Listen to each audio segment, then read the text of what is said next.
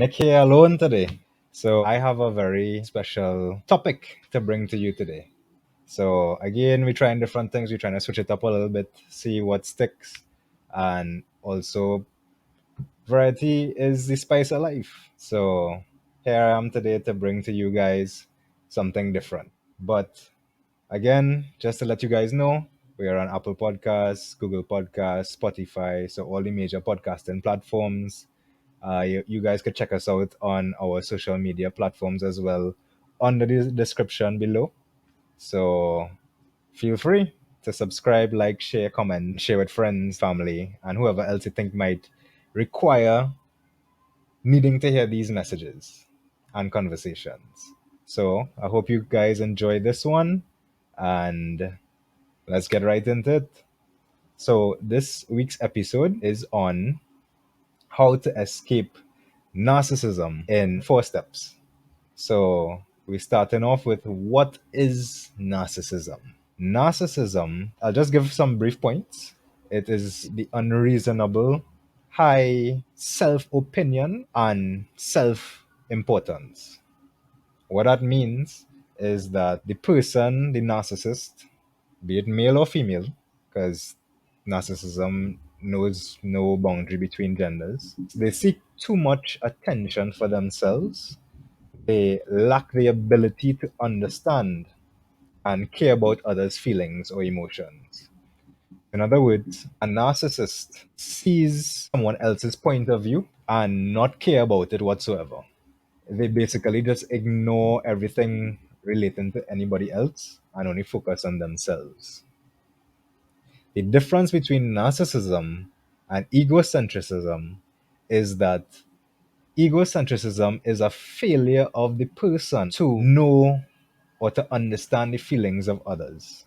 But narcissism is having an idea of how a person feels and disregarding it altogether because they only focusing on themselves.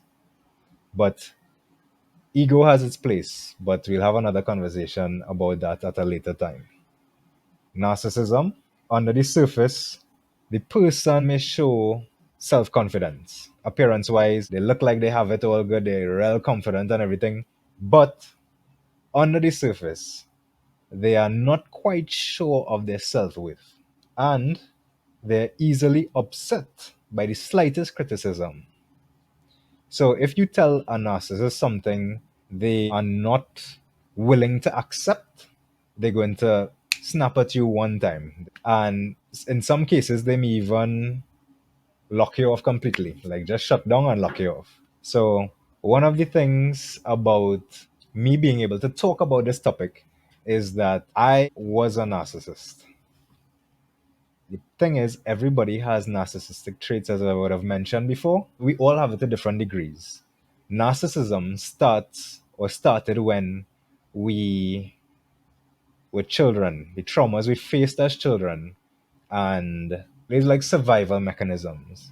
So we're just trying to cope with what we experiencing around us and develop certain habits to survive through those traumas. And I mentioned before, we are not responsible for the traumas that were given to us or that we faced, but we are responsible for the healing, for our own healing.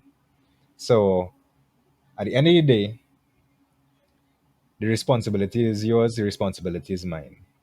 So, in order to get to the level of being able to escape it, now, granted, it is easier said than done, it is the most important. These steps, they take time. They are not a one off process, it's not a one time quick fix. They do take time. But don't worry about the time. The most important aspect is for each individual, for both you and me, to be able to be fully committed to the work, to wanting to become better, to wanting to improve, and continuously dedicate yourself time, effort, putting in the work to becoming better. That's what it is all about. So, step one is as we've said many times in many previous episodes, be real with yourself. Be real with who you are without self defense. We, both you and I, have to be accountable for our actions. We have to be accountable in word, in our thoughts, in our deeds. And the best way to do that is after a long day at work to recollect, to introspect on the day's activities and try to see as best as possible how we could improve, how you could improve, how I could improve certain things that we did, said, or thought throughout the day. This then leads into the second step. The second step is journaling. So, believe it or not, journaling really helps. It took me a while to start journaling, but when I started to journal, it did help. I saw a shift in different things for the better. So, journal about anything that comes to mind or how you feel throughout the day. And it could be the slightest things.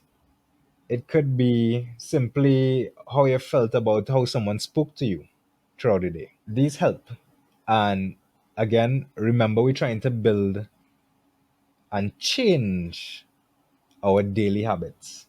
By changing the daily habits for the better, they push the bad ones that we've had in the past, the survival mode habits, away. As last week's episode, as Ron would have mentioned, habits don't die, they just go on sleep mode. The third step is to have a plan, a working plan, whereby after you journal, after you wrote down your thoughts and feelings throughout the day on a daily basis, every day you keep working at it, the next step is to have a plan on how we intend to move forward. So, where we are now, that's what the journaling is about, where we are now and how we intend to get better.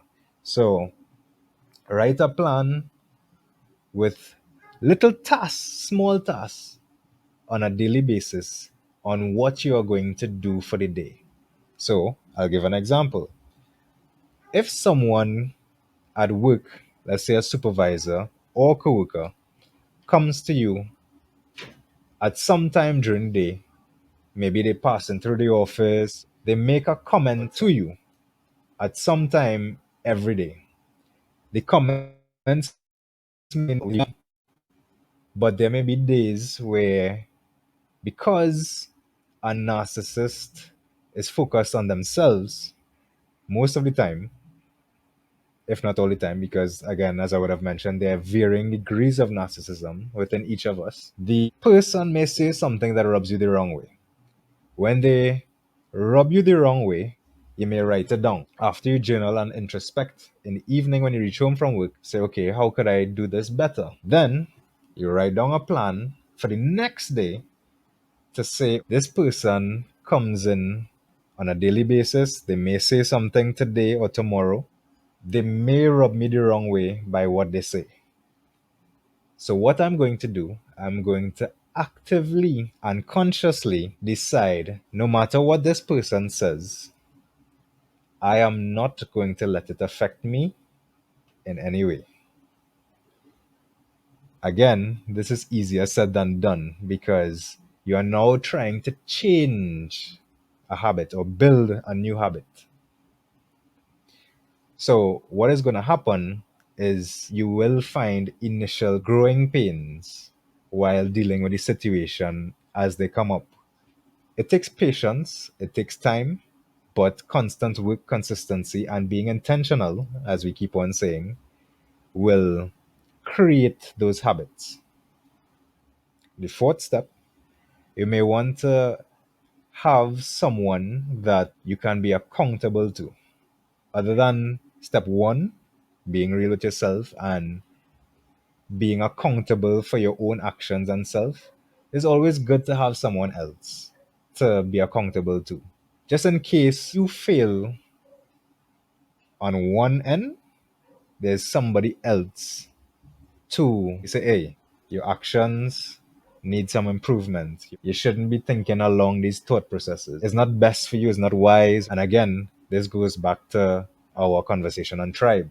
It's always important to have people around you, whether it's a confidant, a good friend, a really good friend, a best friend. You know for a fact that they have your back, that they could give you good sound advice, and that they themselves are doing work and working on themselves and not narcissists as well, and they're trying to manipulate you. No, let's try to avoid all of that. Again, being intentional about the work that you're putting in and being intentional about the friends that you choose. So those are the 4 steps. And then the last part, not really a point, but the part that we all need to be able to reach to, is to have that mental paradigm shift. That is the goal. What that is we've come to the point now where we're doing the work, right? We're being intentional, we're being committed, we're being disciplined and dedicated about becoming better version of ourselves. You reach the stage where everything now that you've taken, that you've done, all the work that you've put in has become integrated into your life, that things have become natural in essence. And the reason why we want to reach to that stage is because that is where we have now sought after and on the path of self mastery. Then you'll be able to empathize with others, what others are going through. And the same example that I gave with the coworker, you now can look at it from a third party perspective and have a better understanding now of where this person is coming from or why this person says what they're saying. That's the stage where we want to reach. And on inclusive of that, we now can in turn seek to help others, to build community, because as we've said so many times, no man is an island, no man is independent, and that includes men and women. We are all interdependent. There's no one that can say that I am self-made. We all needed someone else to reach to where we are. Okay, so this is a short episode, but nevertheless, I hope you enjoyed. Open to the message and feel free to share with friends, family, and people who you think may have narcissistic traits. They may be seeking help, they may be seeking to become better. And as I would have mentioned before, this includes anyone because we all suffer from it, different degrees at different times. And as always, don't forget to leave a like, subscribe, comment. And remember, we are on the major podcasting platforms: Apple Podcasts, Google Podcasts, Spotify. Again, all the social media handles for Ron, myself, and the Legacy of the King podcast page are in the description below. Thanks for joining me and Ron in the background. Hope you guys enjoyed it, and see you in the next one. Take care.